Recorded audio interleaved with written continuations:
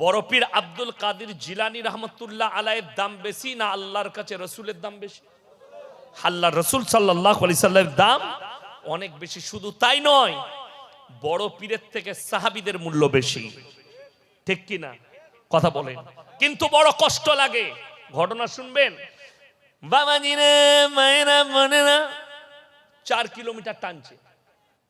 আর আমি চিন্তা করি, আল্লাহ এই মূর্খ লোকগুলো দিন না থাকার কারণে, কোরআন হাদিসের জ্ঞান না থাকার কারণে এরা জোরে কি বলছে? সুবহানাল্লাহ। বুঝলি কি? বুঝে না কিচ্ছু। খালি ও বুঝেছে হুজুরের গলাটা ভালো। হুজুর যে ঘটনাটা বলছে মারাত্মক। কি ঘটনা বলছে?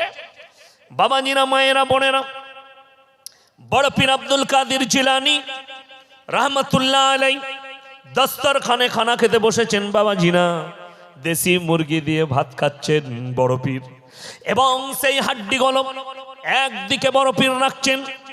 আমরা হাড্ডিগুলো এক জায়গায় রাখি না? ওগুলো তুলে ফেলে দেওয়া হবে। বড় পীর খেতে খেতে হাড্ডিগুলো একদিকে রাখছেন। তেনার মুরিদ বললেন, বাবা আপনি যে এই হাড্ডিগুলো রাখছেন কিসের জন্য?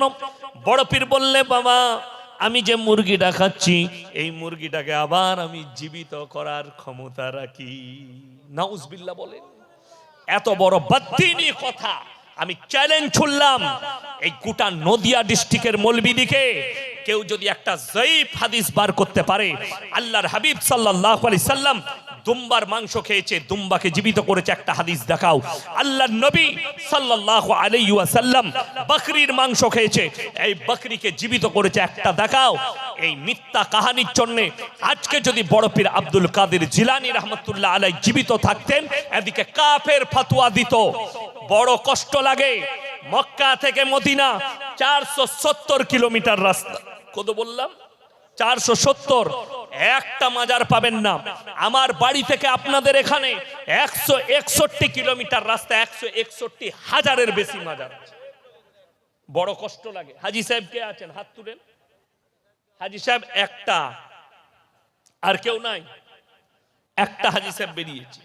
জিজ্ঞেস করুন উনাকে, একটা মাজার নাই। পৃথিবীর দামি লোক শুয়ে আছে কোথায়? মক্কায়।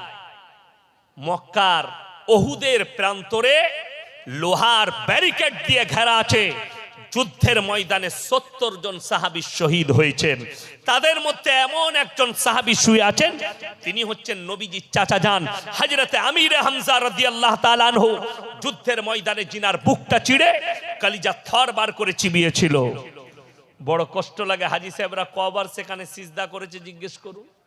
আমরা বলি আমাদের দেশে আল্লাহর কাছে যতগুলো পাপ আছে, সব থেকে ডেঞ্জার পাপের নাম হচ্ছে শিরকের পাপ, ঠিক কিনা?